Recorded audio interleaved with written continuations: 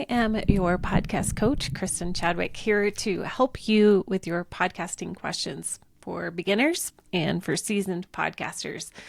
Woo, man, we are coming down to the final episodes of 2024, and it has been a great year. This has been a great addition to my podcast, so I just want to say thank you to all who have sent in a podcasting question.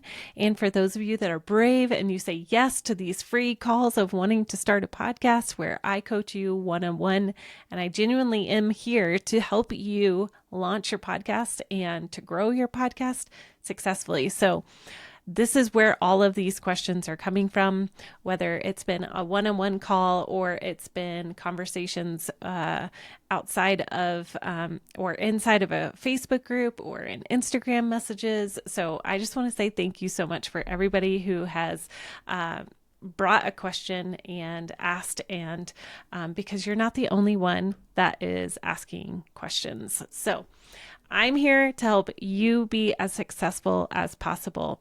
And today's question actually came from a conversation inside of one of my favorite groups that I participate in. They're called the Brand Builders Group. Shout out to Rory Vaden and AJ Vaden for creating such a phenomenal marketing and branding networking group. So I had a moment where I was like, you know what, I'm going to ask all these people, like, if you have any podcasting questions, I would love to sit down with you and just serve you well. And so that's what I have been doing. A lot of December is really just helping as many podcasters as I can for free, no strings attached.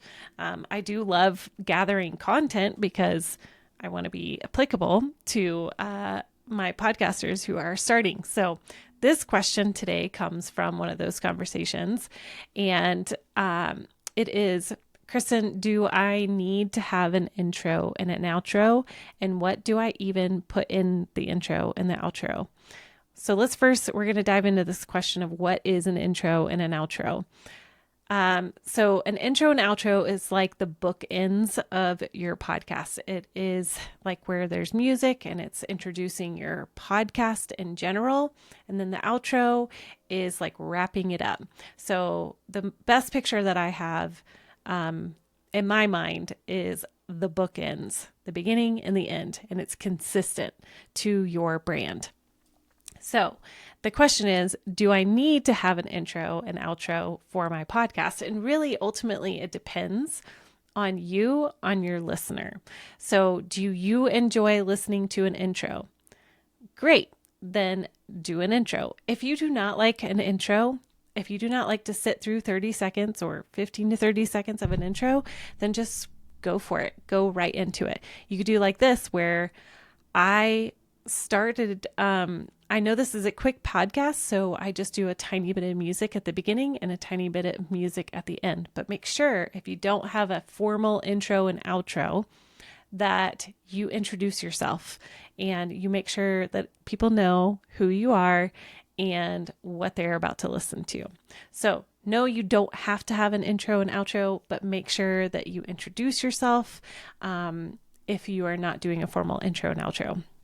So if you are doing an intro and outro, it is a sign of professionalism. That means you have taken time to edit well. You have put like a professional packaging around your podcast.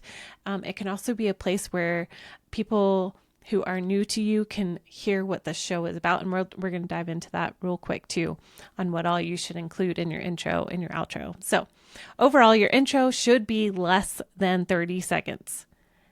30 seconds at maximum. This gets shorter and shorter every year, just like our attention spans. So we want to be clear to the point. You want to hook your listener. So start by asking maybe a question or a compelling statement that will hook your listener. So, are you a Christian entrepreneur feeling stuck between your calling and your business? That would be a great hook. Make sure that you, number 2, introduce yourself. Be sure to share who you are and why you're qualified to speak on the topic that you're going to be talking about. Keep it authentic. Keep it focused to the point that topic that you are called to speak on. So I'm Kristen Chadwick, your podcast coach. That is a great way to introduce yourself. Number 3, you're going to hint at your podcast value. So what is it that they will gain, your listeners will gain by listening to your podcast? What are they going to walk away with? Will they walk away inspired, encouraged, equipped, empowered, passionate, fulfilled, faith-fueled? Let's see. Lots of those types of examples are what you could say that they're going to walk away with. Now, here's a pro tip. When you're recording your intro, make sure that it matches your personality. Your voice needs to be inviting. You need to be you. You need to be passionate about serving your audience well. And ultimately, serving, people through the sound of our voice is such a unique place to be in as believers. So if, for instance, I did an intro where I'm like, hey guys, welcome to podcast coaching. That is not my personality. That's way over the top. It's inauthentic to who I am.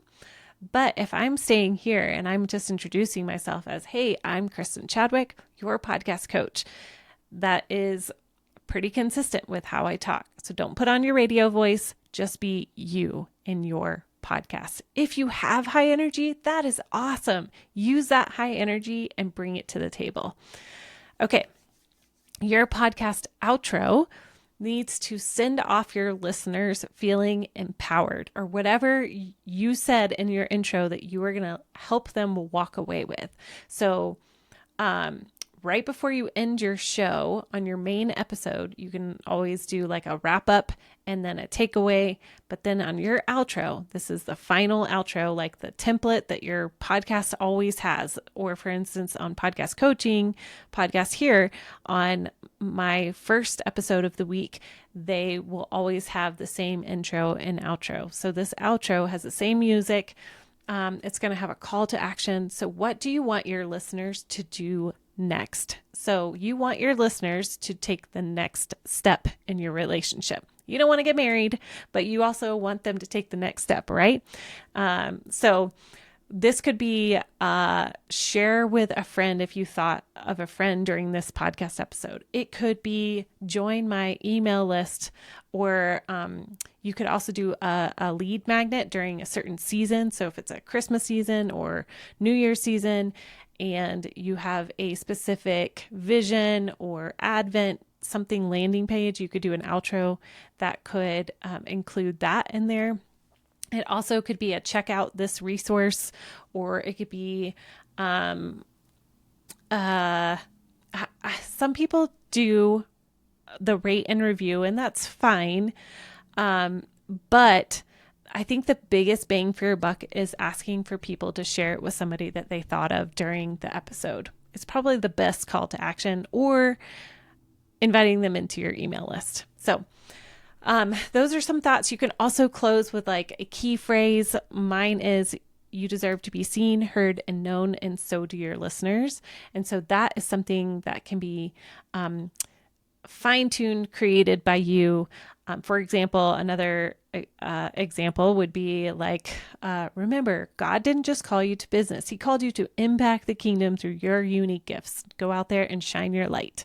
That could be another way. So what is something that you say often that you could sign off in that way? Okay. So before I wrap up, I want to remind you, I want to hear from you. Your podcast is more than just content. It is a ministry tool. This is a gift to be able to use our voices and ask your questions so that you can grow, so that we can multiply, so that we can amplify our light in this world. Okay. All right. Happy podcasting, and you guys, Merry Christmas.